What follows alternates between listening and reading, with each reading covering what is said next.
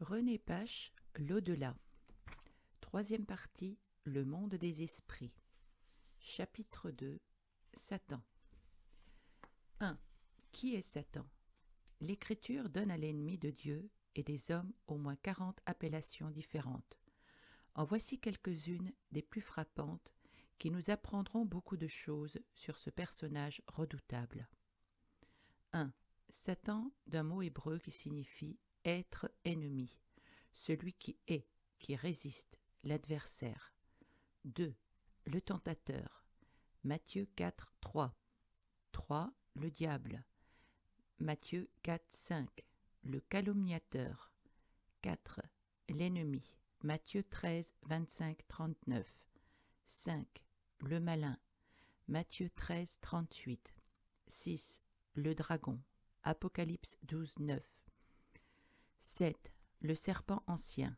Apocalypse 12, 9. En hébreu, Nahash veut dire le brillant, le serpent fuyard et tortueux. Ésaïe 27, 1. 8. L'accusateur. Apocalypse 12, 10.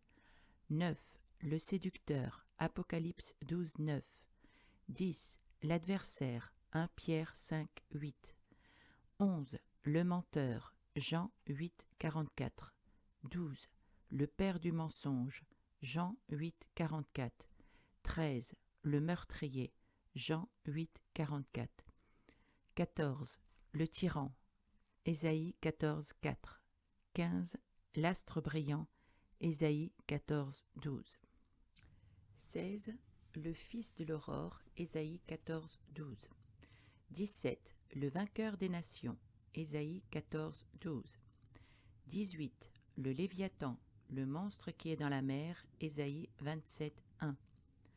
19. Le chérubin protecteur. Ésaïe 28, 14. 20. Belzébul. Matthieu 12, 24, littéralement le seigneur des mouches, c'est-à-dire des mauvais esprits. 21. Bélial. 2 Corinthiens 6, 15. Que signifie méchanceté? 22. Apollyon, en grec destructeur. Apocalypse 9, 11. 23. Abaddon, en hébreu destruction. Apocalypse 9, 11. 24. L'ange de l'abîme. Apocalypse 9, 11. 25. Le prince de ce monde. Jean 14, 30. 26. Le prince de la puissance de l'air. Éphésiens 2, 22. 27. Le prince des démons. Matthieu 12, 24. 28. Le Dieu de ce siècle. 2 Corinthiens 4, 4. 29. L'ange de lumière. 2 Corinthiens 11, 14. 30. L'homme fort. Luc 11, 21. 31. Le voleur. Jean 10, 10. 32. Le loup. Jean 10, 12. 33. Le lion rugissant. 1 Pierre 5, 8, etc. Satan est mentionné dans la Bible autant de fois que tous les anges ensemble, de la première à la dernière page de l'histoire des hommes et de l'univers. Il possède de façon évidente tous les attributs de la personnalité. Les noms ci-dessus viennent de le démontrer, et les actions qui lui sont attribuées nous le prouveront encore surabondamment. Les rationalistes prétendent que le diable n'est qu'une métaphore, une personnification imagée de l'idée du mal.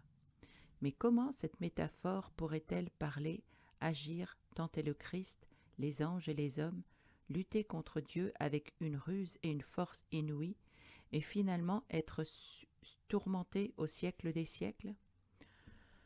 Remarquons que la Bible ne contient aucune des représentations grotesques du diable et de l'enfer familières au Moyen Âge. Le grand séducteur utilise en effet alternativement deux méthodes pour tromper les âmes à son propre sujet. Ou bien il se rend à leurs yeux si risible et absurde que les gens ne le craignent pas, ou bien il les persuade qu'il n'existe pas de telle sorte qu'ils sont incapables de résister à ses assauts.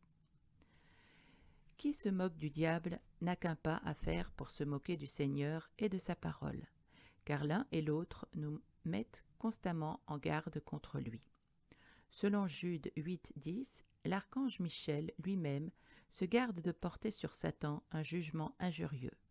Ne soyons donc pas de ces présomptueux qui parlent d'une manière injurieuse de ceux qu'ils ignorent, méprisent l'autorité et injurient les gloires. Pour notre salut éternel, soyons assez intelligents pour apprendre que nous avons un redoutable ennemi et que Dieu nous donne sur lui la victoire. 2. La carrière de Satan. Fait unique dans l'Écriture, la carrière de l'ennemi nous est dépeinte depuis sa création jusque dans l'éternité. Voici ce que nous apprenons sur son origine. Il est une créature. Ésaïe 28,15. Il était parfois à l'origine. Ésaïe 28,12b, 15. Il occupait une position extrêmement élevée. Il était un ou le chérubin protecteur en Éden sur la sainte montagne de Dieu. Ésaïe 28, 13, 14. Il est appelé par Jésus le prince de ce monde. Jean 14, 30. Et il affirme que toute la puissance et la gloire des royaumes terrestres lui ont été données. Luc 4, 6. Il est tombé par orgueil. Ésaïe 28, 16, 17. Ayant voulu, dans sa folie, se faire égal à Dieu, et même le supplanter, Ésaïe 14, 13, 14, il a subi un premier jugement par lequel il a été déclaré déchu. Dieu lui dit, « Tu as péché, je te précipite de la montagne de Dieu, et je te fais disparaître, chérubin protecteur du milieu des pierres étincelantes. » Ésaïe 28, 16. Satan est dénoncé comme étant l'inspirateur de la rébellion, le chef des princes de ce monde de ténèbres. Éphésiens 2, 22, 6, 12. Il est donc déjà privé de la position glorieuse qu'il occupait dans la lumière en la présence de Dieu. Un deuxième jugement bien plus terrible lui est infligé à la croix. En effet, Christ a dépouillé les dominations et les autorités, les puissances sataniques et les a livrées publiquement en spectacle en triomphant d'elles par la croix. Colossiens 2, 15. Jésus s'écrie « Maintenant a lieu le jugement de ce monde. Maintenant le prince de ce monde sera jeté dehors. » Jean 12, 31. Le Seigneur, par son incarnation, a participé au sang et à la chair, afin que par la mort, il anéantit celui qui a la puissance de la mort, c'est-à-dire le diable. Hébreux 2, 14. C'est ainsi qu'il écrase la tête du serpent au moment où ce dernier le blesse au talon. Genèse 3, 15. Satan est donc en principe un ennemi déjà vaincu, et toutes ses victimes que lave le sang de la croix échappent à son empire. Pendant le temps de notre mise à l'épreuve, il peut encore nous tenter et retenir sous son esclavage ceux qui demeurent incrédules. Il a même accès dans les cieux célestes et jusque devant la présence de Dieu pour nous accuser. Éphésiens 6, 12, Job 1, 6, 12, Apocalypse 12, 10. Mais cette patience incompréhensible du Seigneur prendra bientôt fin. Un troisième jugement le jette du ciel sur la terre au moment de la grande tribulation. Et il y eut une guerre dans le ciel. Michel et ses anges combattirent. Et le dragon et ses anges combattirent, mais ils ne furent pas les plus forts. Et leur place ne fut plus trouvée dans le ciel. Et il fut précipité, le grand dragon, le serpent ancien, appelé le diable et Satan, celui qui séduit toute la terre. Il fut précipité sur la terre, et ses anges furent précipités avec lui. Maintenant, le salut est arrivé, car il a été précipité, l'accusateur de nos frères, celui qui les accusait devant notre Dieu jour et nuit. Malheur à la terre et à la mer, car le diable est descendu vers nous, animé d'une grande colère, sachant qu'il a peu de temps. Apocalypse 12, 7, 12. Les pires horreurs des 3 ans et demi du règne de l'Antéchrist seront donc imputables à ces derniers soubresauts de la rage impuissante de l'ennemi. Par un quatrième jugement, le diable est enchaîné pour 1000 ans dans l'abîme. Apocalypse 20, 1, 3. Il ne séduit donc plus les nations pendant le règne glorieux du Seigneur ici-bas. Pourtant, à la fin des 1000 ans, il est relâché pour tenter les hommes qui n'ont pas encore eu la liberté de choisir entre Dieu et lui. 1000 ans de prison ne l'ont pas changé, pas plus que 1000 ans de bonheur n'ont transformé la nature humaine livrée à elle-même. Le résultat de cette dernière séduction est encore immense et déconcertant. Mais c'est la fin. Un cinquième et ultime jugement atteint le diable, qui est précipité dans les temps de feu et de soufre pour y être tourmenté jour et nuit, au siècle des siècles. Apocalypse 20, 7, 10. Ce sort lui était réservé depuis longtemps, puisque c'est expressément pour lui et pour ses anges que le feu éternel a été préparé. Matthieu 25, 41. 3. La tactique de l'adversaire. Tant que l'ennemi n'est pas mis définitivement hors d'état de nuire, l'Écriture nous met sans cesse en garde contre lui. Il est donc indispensable que nous connaissions sa manière de nous attaquer. 1. Le tentateur. Tombé, Satan n'a pas de joie plus grande que de pousser les autres à tomber. Étant sans doute le premier des anges, le chérubin protecteur d'Ésaïe 28, 14, il a tenté les esprits célestes. Il est ainsi devenu le prince des démons. Ils sont appelés aussi ses anges. Matthieu 12, 24. Apocalypse 12, 7. Le premier ange a aussi tenté et fait tomber les premiers hommes. Genèse 3. Quel triomphe pour lui d'avoir pu découronner la création que Dieu venait de faire si parfaite. Ensuite, Satan a essayé avec acharnement de pousser au mal le Fils de Dieu.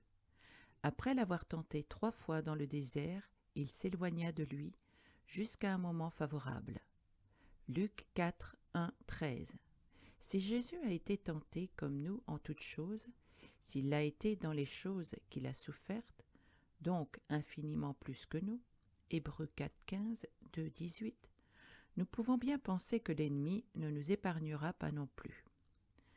C'est aux croyants que Pierre écrit « Soyez sobres, veillez, votre adversaire le diable rôde comme un lion rugissant, cherchant qui il dévorera. » 1 Pierre 5, 8. Le tentateur attaquera par-dessus tous les serviteurs de Dieu et les croyants spirituels particulièrement dangereux pour lui. Il le fera aussi jusqu'à la fin de leur vie, car ce serait pour lui une belle victoire de ruiner un témoignage jusque-là fidèle et puissant.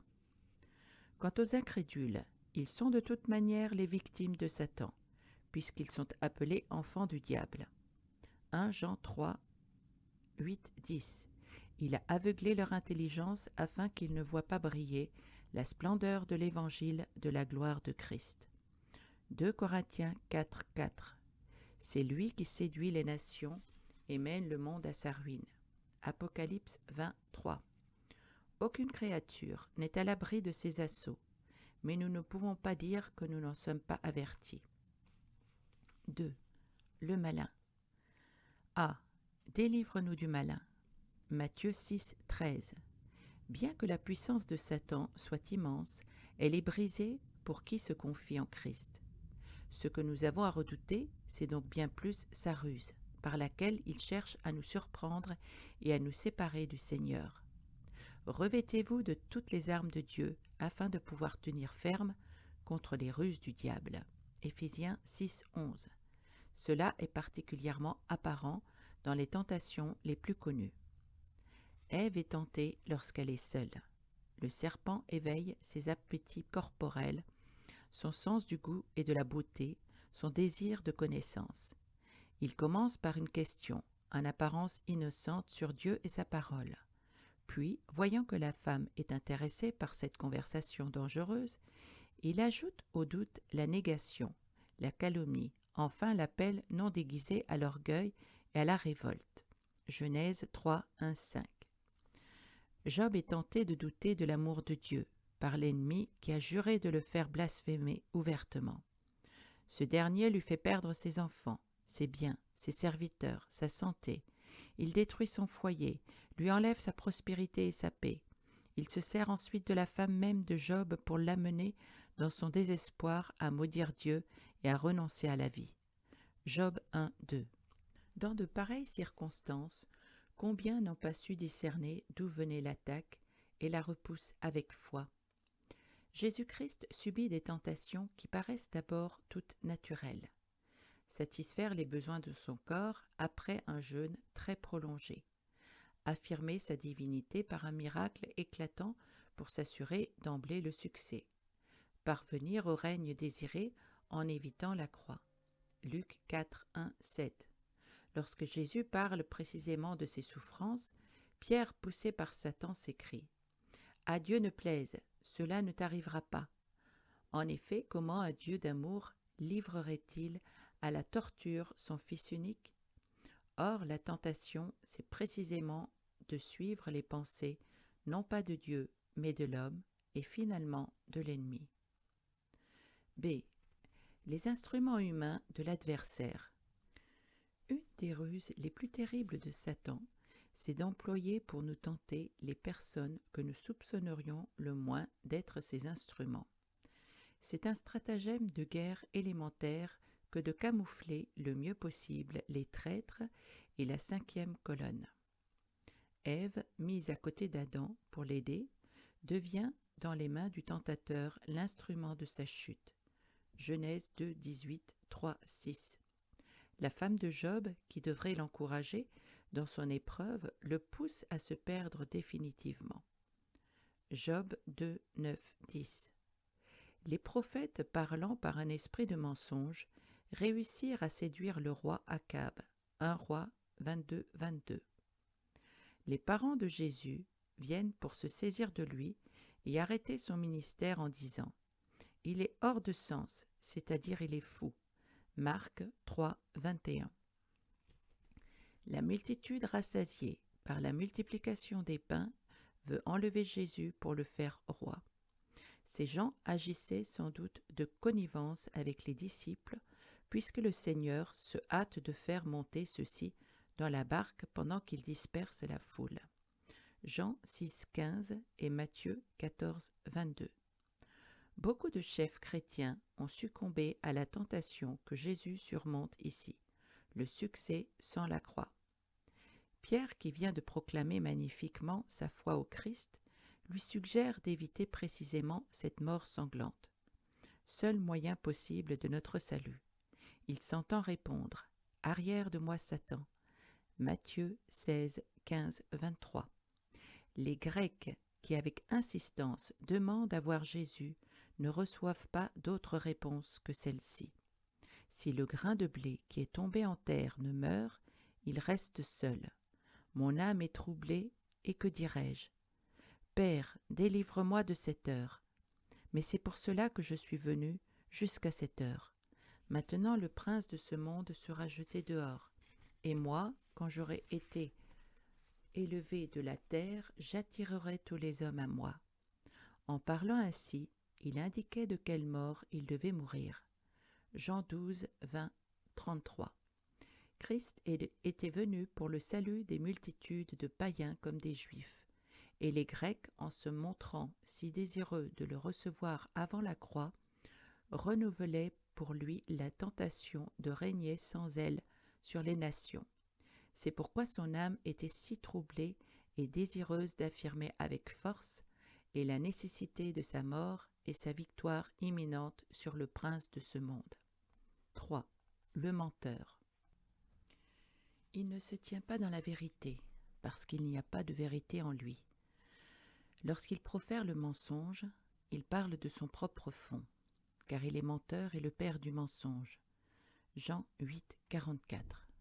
Ces hommes-là sont de faux apôtres, des ouvriers trompeurs, déguisés en apôtres de Christ. Et cela n'est pas étonnant puisque Satan lui-même se déguise en ange de lumière. Il n'est donc pas étrange que ses ministres aussi se déguisent en ministres de justice. 2 Corinthiens 11, 13, 15. Le diable a été autrefois l'astre brillant, fils de l'aurore, Ésaïe 14, 12. Il est tombé pour avoir voulu prendre la place du Seigneur. Aujourd'hui encore, il est hanté par le désir de l'imiter, de se faire passer pour Dieu. L'ange déchu voudrait dans ce but se parer dehors de l'innocence perdue. Étant père du mensonge, il excelle dans cette œuvre de constante tromperie. Jean 8. Il a sans cesse la parole de Dieu à la bouche. C'est son premier thème de conversation avec Ève. Genèse 3.1. Il la cite avec astuce à Jésus dans le désert, comme s'il lui prêchait ainsi la foi en Dieu. Confie-toi en lui, jette-toi du haut du temple, puisque la prophétie l'annonce à ton sujet. Matthieu 4, 5, 6. Nous verrons qu'il affecte de se faire le défenseur de la loi divine, violée par les pécheurs, osant sur cette base nous attaquer jusque devant le souverain juge. Il persuade les Juifs qu'en faisant mourir le Christ, ils vengent l'honneur du Dieu unique et font respecter sa loi que Jésus aurait transgressée. Jean 8, 44, 10, 33, 19, 7. Selon la parole du Seigneur dans Jean 16, 2, les âmes aveuglées par l'ennemi croiront bientôt rendre un culte à Dieu en tuant les croyants authentiques. Saul de Tarse, dans son zèle fanatique pour la loi et les traditions juives, en était fermement persuadé. Galates 1, 13, 14. Au cours des siècles, que d'églises dites chrétiennes ont été amenées de la sorte à martyriser les enfants de Dieu. D'autre part, que de fois Satan n'est-il pas parvenu à nous faire prendre notre volonté pour celle de Dieu? C'est d'ailleurs le comble de l'orgueil qui nous persuade que nos propres désirs sont l'expression de la sagesse et de la vérité absolue. Souvenons-nous à ce propos de la parole adressée au prince de Tyr, qui est un type de Satan. Ton cœur s'est élevé et tu as dit « Je suis Dieu, toi tu es homme et non Dieu, et tu prends ta volonté pour la volonté de Dieu. » Ézéchiel 28, 2. L'ennemi excelle à donner aux hommes aveuglés même du zèle pour Dieu, pourvu que ce zèle soit stérile et sans intelligence. Romains 10, 2, 3. Il les pousse à faire beaucoup d'œuvres, mais des œuvres encore mortes, produites par des âmes irrégénérées. Hébreux 9, 14. Il leur met dans le cœur un immense amour pour les déshérités en leur faisant songer seulement au corps et non au salut éternel. Il dit à certains « Voilà la vérité », et il les jette dans une secte pernicieuse et fanatique. En faisant une légère adjonction à l'Évangile pour mieux honorer la loi, par la circoncision ou le retour à des ordonnances périmées. Il sépare les âmes de Christ et les fait déchoir de la grâce. Galates 5, 2, 4. Sous prétexte de mieux exalter l'amour de Dieu, il nie avec assurance la perdition. Vous ne mourrez point, mais Dieu sait que vous serez comme les dieux. Genèse 3, 5. Avec le même argument, il réussit aujourd'hui à faire croire qu'il n'y a pas d'enfer et que tous les impénitents, y compris lui-même, seront sauvés pour que le triomphe de Dieu soit vraiment total. Notre monde livré à Satan évolue visiblement sous le signe du mensonge. La propagande moderne développe toujours plus l'art de tromper les masses avec les moyens les plus scientifiques et les plus efficaces. Slogans, affiches, presse, statistiques, films, radio, télévision. On ment dans les foyers, la vie politique, le commerce, devant les tribunaux. On trompe même dans la religion lorsqu'on prêche aux âmes un faux évangile ou qu'on fait un trafic des choses saintes. Le chef-d'œuvre du mensonge et du camouflage sera l'apparition de l'Antéchrist accompagné du faux prophète. Par la puissance de Satan, ce personnage fera de grands miracles et persuadera une foule de gens, juifs et gentils, qu'il est le véritable Christ. Il exigera qu'on lui rende un culte et induira les hommes à adorer le diable lui-même. 2 Thessaloniciens 2, 3, 4, 9, Apocalypse 13, 4, 8. Nous retrouvons ici l'ambition suprême que l'ennemi a toujours eue dès le début, se faire recevoir non pas seulement comme un ange de lumière, mais comme le Seigneur lui-même, être semblable au Très-Haut. Ésaïe 14, 14. Chose inouïe, le Dieu de ce siècle, 2 Corinthiens 4, 4, réussira une fois et pour un peu de temps à persuader l'humanité égarée qu'il est le véritable Dieu. Il aura atteint alors le terme de sa course, le mystère de l'iniquité sera totalement accompli et le jugement, si longtemps retardé, s'abattra enfin sur lui. 4. L'accusateur. Entrevoyant le triomphe final, Jean s'écrie « Maintenant le salut est arrivé, et la puissance et le règne de notre Dieu, et l'autorité de son Christ, car il a été précipité, l'accusateur de nos frères, celui qui les accusait devant notre Dieu jour et nuit. » Apocalypse 12, 10. Au tribunal de Dieu, le premier et le principal des pécheurs ose, avec un aplomb sans pareil, se poser en défenseur de la loi violée par nos transgressions. Sur cette base, il réclame que le souverain juge venge sa sainteté et sa justice. Par exemple, il prétend démasquer ce qu'il y aurait d'intéressé et d'hypocrite dans la piété de Job. 1, 9, 11. Dans la scène de Zacharie 3, 1, 7, il accuse Josué, le souverain sacrificateur qui se tient en présence de l'Éternel couvert de vêtements sales. Alors que la loi exigeait d'un tel personnage une pureté totale, l'accusation de Satan n'est donc que trop fondée. Elle l'est également à notre égard lorsqu'elle fait état de nos désobéissances et de nos souillures. Sur cette base-là, Josué et nous-mêmes serions sûrs d'être justement condamnés. Mais Zacharie ajoute « L'Éternel dit à Satan, que l'Éternel te réprime, lui qui a choisi Jérusalem. N'est-ce pas là un tison arraché du feu ? C'est-à-dire que Dieu, loin de nous frapper sur le terrain de la loi, nous sauve sur celui de l'élection et de la grâce, qui nous arrache comme des tisons au feu du jugement mérité. L'ange de l'Éternel représentant ici Jésus notre avocat. 1 Jean 2, 1 intervient alors en disant « Ôtez-lui les vêtements sales. Vois, je t'enlève ton iniquité, et je te revêts d'habits de fête. Je dis qu'on mette sur sa tête un turban pur, celui qui était exigé par Exode 28, 36, 38, 29, 6. Cela signifie que Jésus seul, notre tout-puissant intercesseur, peut réduire au silence l'accusateur par le fait qu'il a accompli toute la loi, venger la justice divine et expier toutes nos iniquités. Et lorsque nous sommes mis à l'épreuve sur les instances de l'adversaire, le Seigneur nous dit comme à Pierre « Satan vous a réclamé pour vous cribler comme le froment. Mais j'ai prié pour toi afin que ta foi ne défaille point. » Luc 22, 31, 32. C'est souvent aussi au tribunal de notre conscience que Satan nous harcèle de ses accusations. Ce qu'il dit n'est souvent que trop vrai. Il nous rappelle toutes les fautes commises et voudrait nous persuader qu'il n'y a plus de salut possible pour nous. Nous connaissons d'ailleurs sa tactique. Avant la chute, il nous assure que la désobéissance sera minime et sans conséquence. Dès après la chute, il grossit démesurément cette même faute comme si elle ne devait jamais trouver de pardon. C'est ainsi qu'il persuade bien des chrétiens, un moment infidèles, qu'ils ont commis le péché irrémissible. Toutefois, un pécheur repris devant Dieu et devant les hommes ne doit pas s'abandonner au découragement ni à une tristesse excessive. 2 Corinthiens 2, 6, 11. La tristesse selon Dieu produit une repentance à salut dont on ne se repent jamais, tandis que la tristesse du monde produit la mort, et souvent le suicide.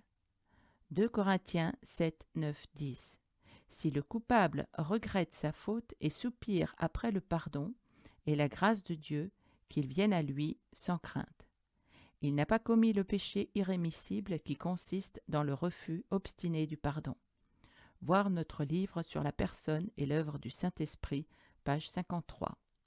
Le sang de Christ suffit à laver parfaitement quiconque confesse sincèrement ses fautes, et il purifiera jusqu'à notre conscience des œuvres mortes. 1 Jean 1, 7, 2, 2, Hébreux 9, 14. Enfin, c'est devant le tribunal de l'opinion publique que l'ennemi dénonce nos plus petites inconséquences. Nous devrions y penser plus souvent et nous souvenir des paroles de Paul. Je veux donc que les jeunes veuves se marient, qu'elles aient des enfants, qu'elles dirigent leur maison, qu'elles ne donnent à l'adversaire aucune occasion de médire. Car déjà quelques-unes se sont détournées pour suivre Satan. 1 Timothée 5, 14, 15.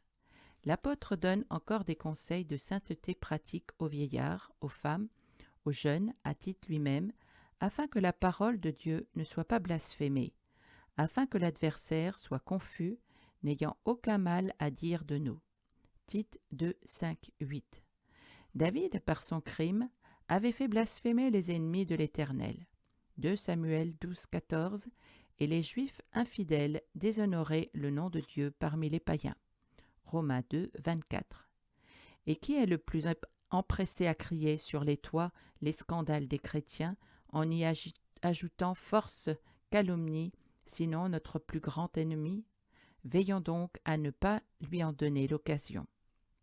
5. Le meurtrier. Jésus dit aux Juifs, « Vous cherchez à me faire mourir. Vous avez pour père le diable, et vous voulez accomplir les désirs de votre père. Il a été meurtrier dès le commencement. » Jean 8, 37, 44. Dieu le Créateur et le bon berger donnent la vie. Satan n'a qu'une envie, c'est d'égorger et de détruire. Jean 10, 10. Il a montré cette rage sanguinaire dès le commencement. Abel était innocent, mais Caïn, étant du malin, le tua. La chute d'Adam et d'Ève n'était donc pas si anodine, puisque son premier résultat fut un fratricide. Dès lors, la haine est le germe de tous les meurtres et de toutes les guerres. 1 Jean 3, 12, 15. Satan savait que de la femme naîtrait celui qui lui écraserait la tête. Genèse 3, 15. Sans doute qu'en faisant disparaître Abel, il cherchait, sinon à détruire le Messie lui-même, du moins le premier chaînon de la lignée qui pouvait conduire jusqu'à lui. Les garçons nouveau-nés d'Israël en Égypte étaient recherchés par Pharaon qui voulait tous les faire mourir. Exode 1, 22. On peut voir en ce roi un type de Satan, le prince de ce monde qui opprime durement le peuple de Dieu. En tout cas, la haine de l'ennemi cherchait visiblement à supprimer la race élue pour l'empêcher de donner à la terre son libérateur. Athalie, fille de l'impie Jézabel, décide dans un moment de fureur de faire périr toute la race royale. 2 Rois 11, 1, 3. Une fois de plus, le diable visait la lignée qui devait aboutir au Messie, puisque la promesse en avait été faite à David. C'est par miracle que Joas, encore bébé, est sauvé. Au temps d'Esther, Aman croit pouvoir en un seul jour massacrer le peuple juif tout entier. Esther 3.13. L'intervention de la reine fait échouer ce plan diabolique dont l'inspiration, toujours la même, n'est pas difficile à déceler. Pour nuire à Job, Satan suscite des cataclysmes meurtriers. Il fait tomber le feu du ciel sur ses brebis et ses serviteurs. Puis il soulève un grand vent qui renverse la maison sur ses fils.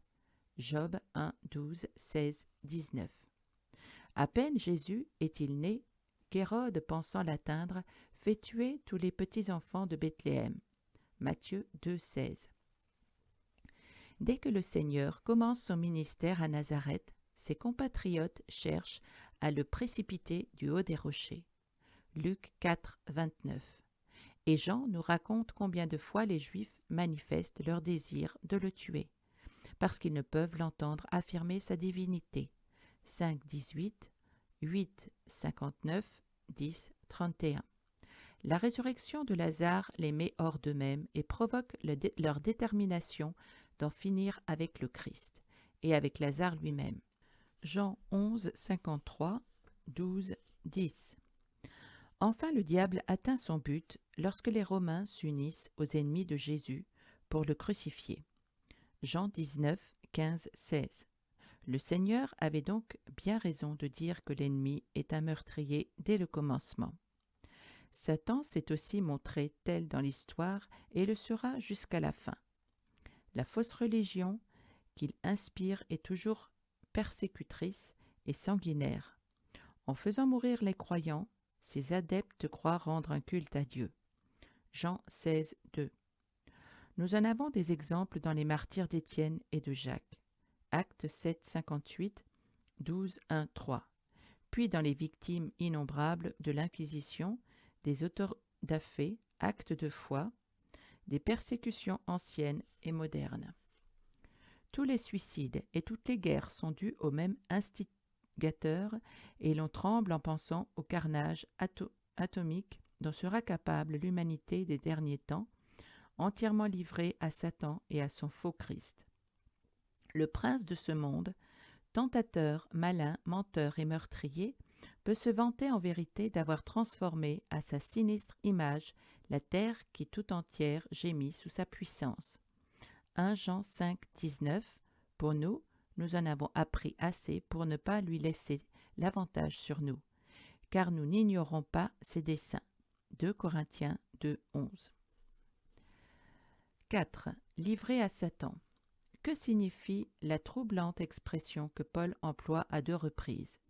Qu'un tel homme, l'incestueux de Corinthe, soit livré à Satan pour la destruction de la chair, afin que l'esprit soit sauvé au jour du Seigneur Jésus. 1 Corinthiens 5, 5. Ils ont fait naufrage par rapport à la foi. De ce nombre sont Hyménée et Alexandre que j'ai livrés à Satan, afin qu'ils apprennent à ne pas blasphémer. 1 Timothée 1, 20. Dans le premier cas, il s'agit d'un chrétien égaré. Paul a une autorité et un discernement suffisants pour livrer cet homme à Satan comme Job l'a été autrefois. L'ennemi pourra toucher à son corps, peut-être même à sa vie, afin que son esprit soit sauvé pour l'éternité. Il est terrible que Dieu doive parfois en arriver là pour des chrétiens qui refusent de se juger eux-mêmes. 1 Corinthiens 11, 30, 32. Le deuxième cas est celui d'hommes qui ont fait naufrage par rapport à la foi. Ils ne sont donc pas des croyants, et Paul les livre à Satan afin qu'ils apprennent à ne pas blasphémer.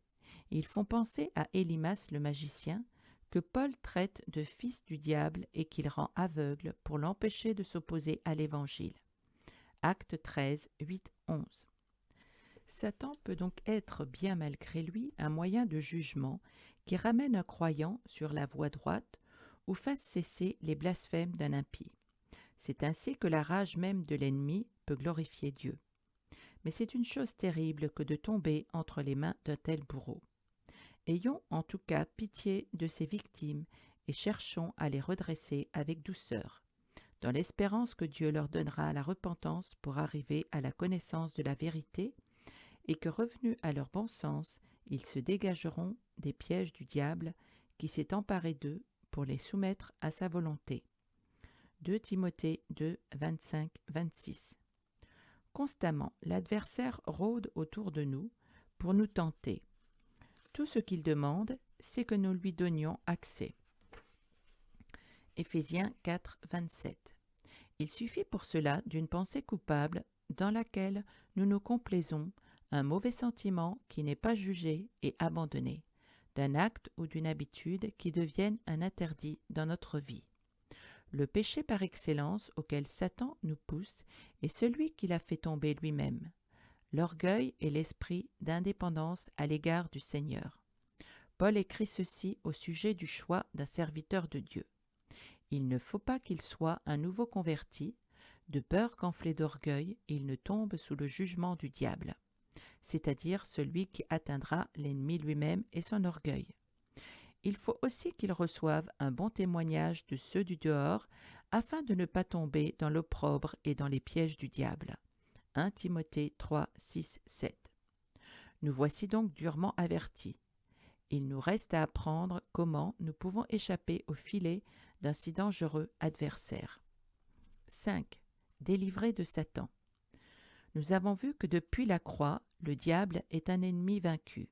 Jésus anticipait cette victoire lorsqu'il déclarait aux disciples « joyeux de ce que les démons même leur étaient soumis en son nom. Je voyais Satan tomber du ciel comme un éclair. Voici, je vous ai donné le pouvoir de marcher sur les serpents et les scorpions, et rien ne pourra vous nuire. Luc 10, 17, 19. C'est par l'incarnation du Christ et sa mort expiatoire que la puissance de l'ennemi a été brisée. Il a participé au sang et à la chair, afin que par la mort il anéantît ou rendit inopérant celui qui a la puissance de la mort, c'est-à-dire le diable, et qu'il délivra tous ceux qui, par crainte de la mort, étaient toute leur vie retenus dans la servitude. Hébreux 2, 14, 15.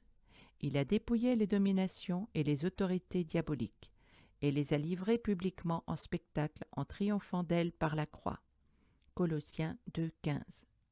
Rendez grâce au Père, qui nous a délivrés de la puissance des ténèbres et nous a transportés dans le royaume du Fils de son amour. Colossiens 1, 12, 13.